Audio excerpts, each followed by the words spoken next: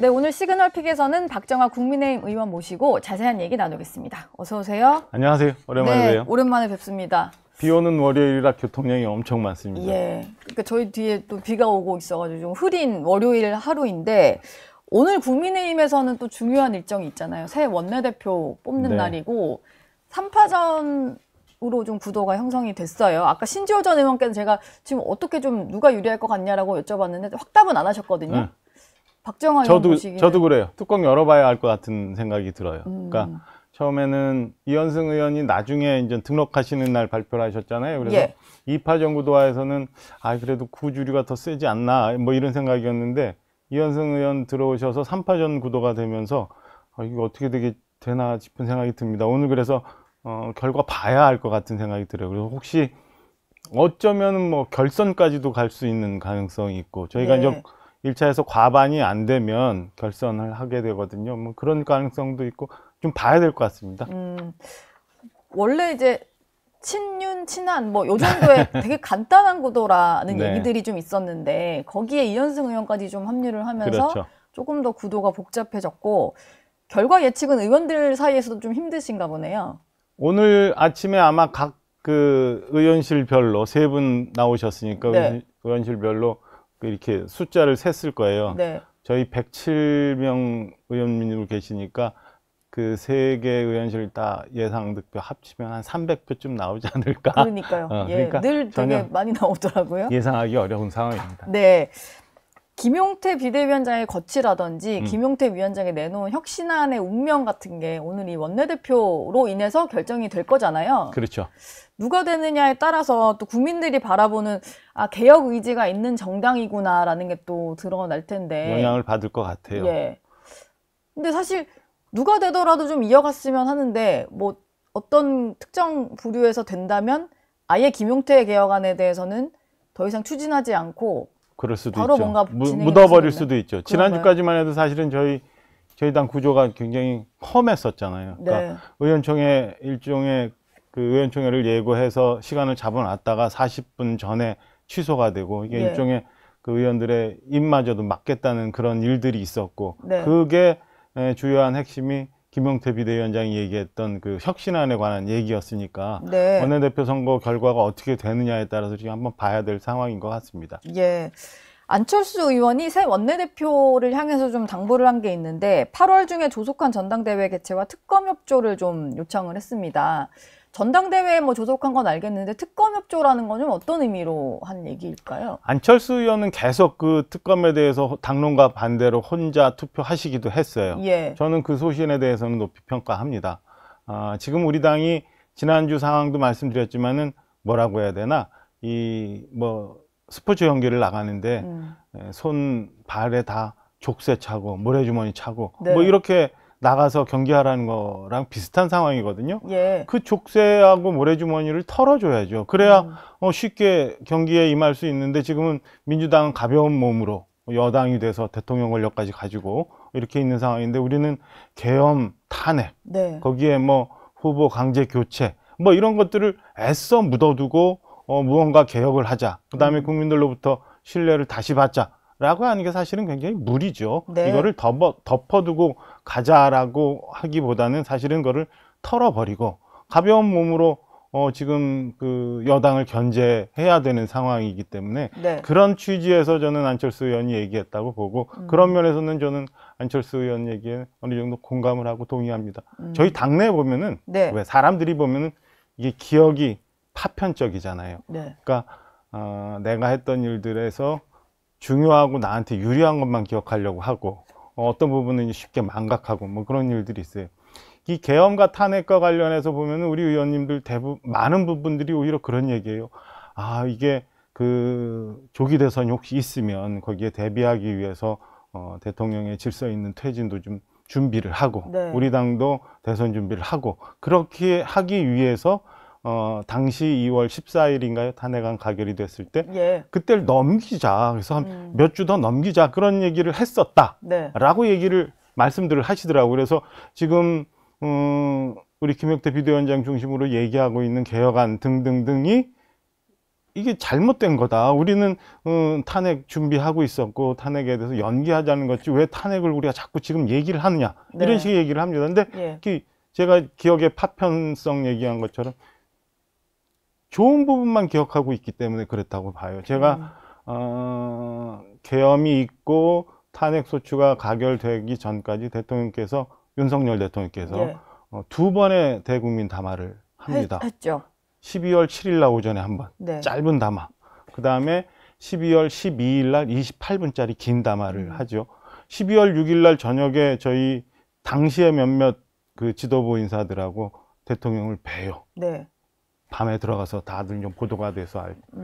그때 대통령께서는 어떤 얘기를 하셨냐면은 모든 내 거취를 포함해서 모든 걸 당에 위임하겠다라고 네. 얘기를 하죠. 그래서 당시 있었던 계엄에 대해서 이 국민 여론을 받아들이고 당내에서 혹여나 임기 단축이나 뭐 이런 것들을 포함한 질서 있는 퇴진을 요구하면 받아들이겠노라 하고 이제 많은 국민들이 다 이렇게 해석하셨잖아요. 예. 그래서 12월 7일 날 그런 담화를 하시고 그날 있었던 탄핵알은 부결이 됩니다. 네. 근데 당에서 그때 그 질서 있는 퇴진을 만들기 위한 하야 프로그램 일종의 임기 단축 프로그램을 의원들끼리 의견을 구해서 제시를 하죠. 그러니까 그게 이양수 의원이 TF 위원장이 돼서 이제 제시를 했는데 네. 2월 말 퇴진, 3월 말 퇴진 이런 안을 제시를 합니다. 네. 근데 그거에 대해서 1월화 수까지 용산 대통령실에서는 아무 답이 없었어요. 그리고는 7일, 그러니까 12일 날 아침에 네. 대통령께서 갑자기 용산 대통령실로 출근을 하셔서 그 28분 담화를 하죠. 그 담화의 요지는 탄핵 심판도 받아보겠다, 수사도 받아보겠다. 그러니까 뭐 탄핵을 하든지 말든지 나는 이 주장을 굽히지 않겠다. 네. 그리고 당에서 얘기하고 있는 그런 질서 있는 퇴진안에 대해서는 받지 못하겠다가 그 내용의 요지였어요. 그러니까 당에서는 충분히 대통령의 질서 있는 퇴진에 대해서 고민을 했고 예. 그 안을 윤석열 전 대통령께서 사실상 거부한 건데 그거를 애써 없애버리고 묻어버리고 지금 와서는 탄핵안이 너무 조속하게 일찍 됐기 때문에 우리가 준비하지 못했다라는 그 부분의 기억만 하시는 거거든요. 그래서 제가 볼 때는 지금 우리가 탄핵이라는 늪, 그 다음에 후보 교체라는 늪 이런 것들을 털어버려야 예. 지금 선명하게 여당과 대치해서 정부를 견제할 수 있지 않을까라는 생각입니다. 그래서 예. 김용태 비대위원장의 혁신안도 그렇고 우리 안철수 의원의 주장도 그렇고 저는 우리 당 의원님들께서 좀 충분히 고민하셔서 받아들여야 되지 않을까. 그리고 오늘 원내대표가 뽑히시지만 뽑히는 원내대표도 네. 국민들의 뜻, 그 다음에 우리 당이 지금 지지율도 굉장히 엉망이잖아요. 예. 그러니까 어떻게 하면 국민의 신뢰를 다시 받을 수 있는지에 대해서 심각하게 저는 고민해 주십사 하는 바람이 늘 있어요. 그게 오늘의 결과로 좀 나왔으면 하는 바람이 네, 있죠. 나타나겠네요. 지난 13일에는 민주당에서는 김병기 의원이 원내대표로 선출이 됐는데 또 강성 친명 성향으로 분류가 되다 보니까 아마 좀 원내 협상이 앞으로도 쉽지 않아 보인다 이런 생각은 좀 들고 당장 그 주진우 의원의 법사위원장을 좀 야당에게 달라라는 요구도 원내대표 되기 전부터도 그런 일은 안 된다 이렇게 선을 그었잖아요. 앞으로 좀 신임 원내대표가 여당이랑 협상하는 과정에서 좀 가장 걱정되시는 부분이 있을까요?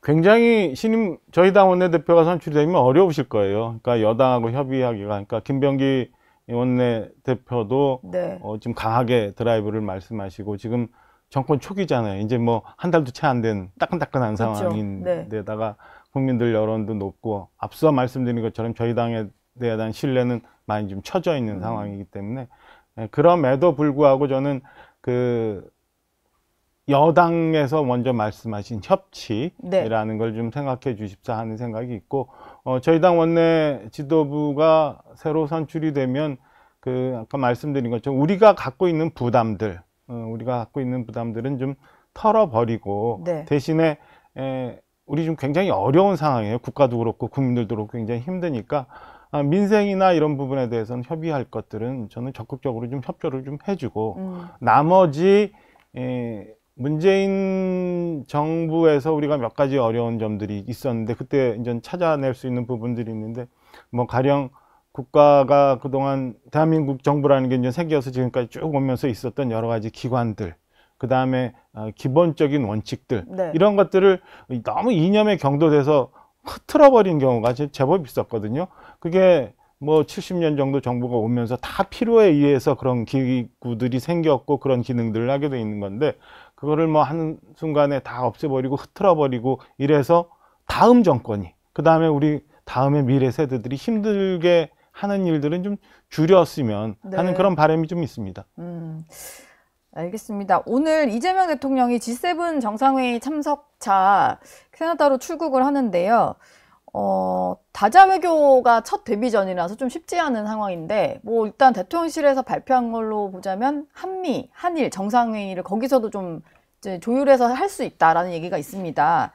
실제 좀 실현될 가능성이 있을까요? 일정이 되게 촉박하긴 하던데. 우리 외교 라인의 이제 능력을 좀 보여줘야 될 것 같아요. 네. 그러니까 미국도 그렇고 일본도 그렇고 지금 새로 우리 이제 이재명 대통령 정부가 생겼기 때문에 네. 한국에 대한 관심이나 그 관계 유지를 위해서 그쪽 나라들도 필요할 거라고 봅니다. 근데 이게 다자 외교라는 게 가보면 굉장히 어려워요. 복잡해서 전체 회의가 진행 중이고 그 전체 회의 중간중간에 조그만 회의실을 준비를 하거나 네. 아니면 그도 아니면 회의실 한켠에서 소위 풀 어사이드 방식으로 서서 그냥 그렇죠. 잠깐의 그렇게 대화를 대화를 하는데, 뭐 정상 간에, 그러니까 외교의 백미는 정상 외교라고 하는데 정상 간에 잠깐이라도 만나서 네. 뭔가를 얘기하고 그를 통해서 신뢰가 구축이 되고 다음에 1대1 정상 외교에 대한 기초가 닫힌다면 저는 중요한 계기라고 보기 때문에 이번에 급하게 준비해서 갔지만 그래도 네.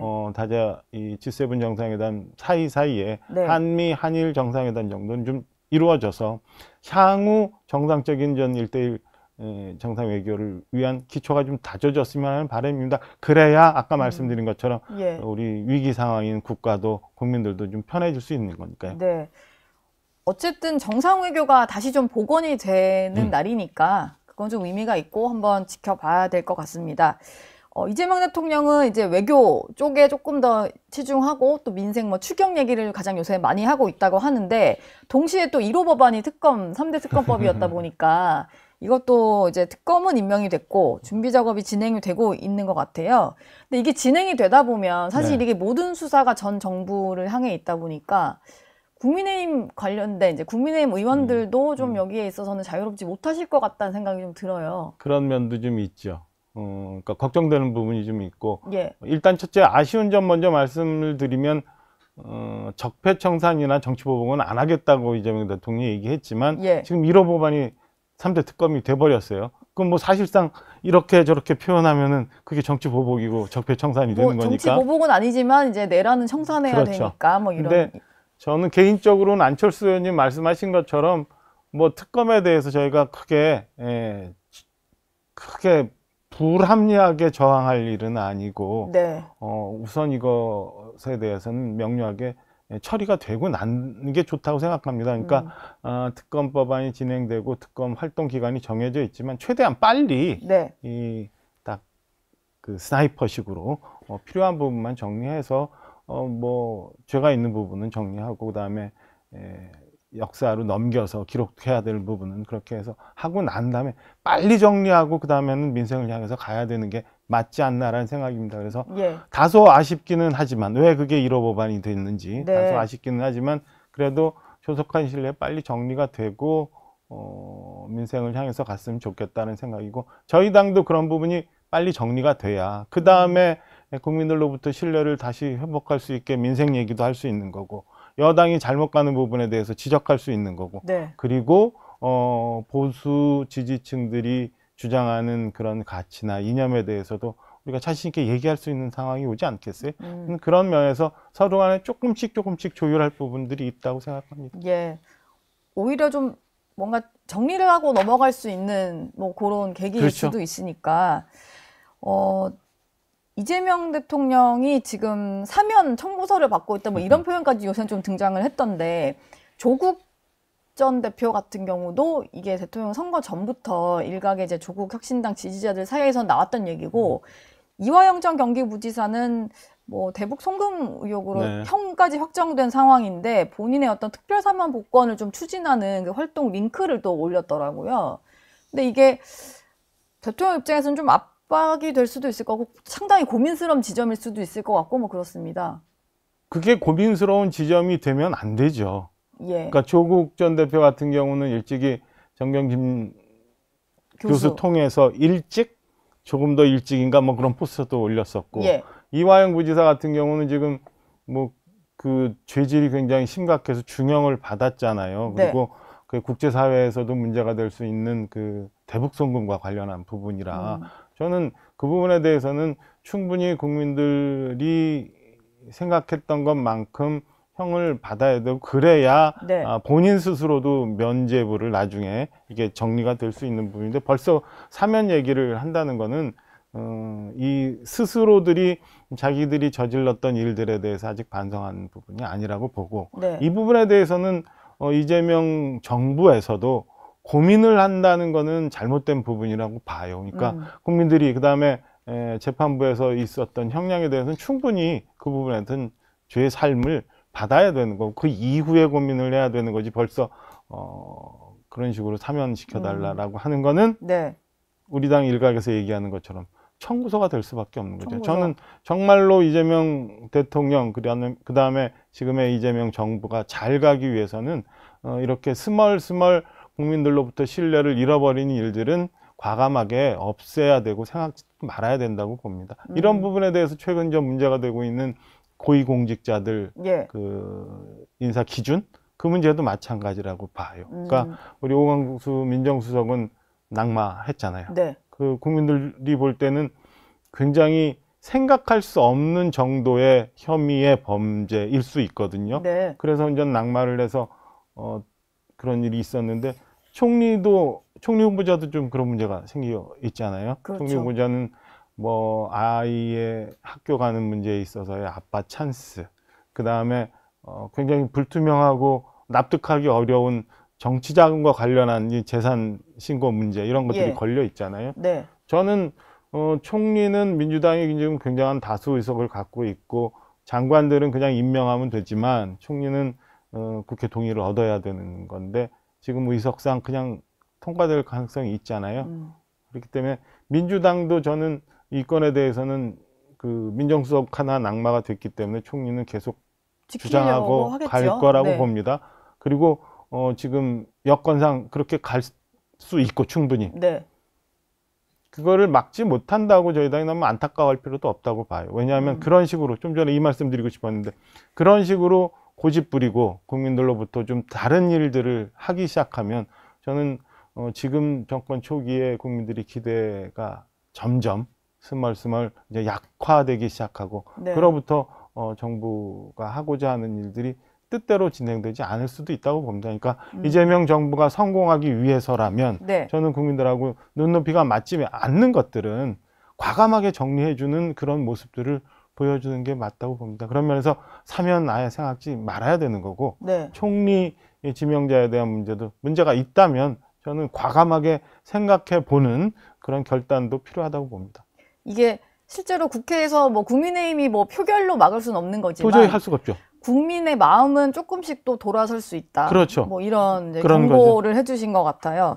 국민의힘에서는 이제 김 후보자 의혹 검증하기에는 원래 총리 후보자니까 통상적으로 이틀 정도로 하는데 이걸로는 좀 부족할 것 같다, 이런 얘기를 좀 하시더라고요.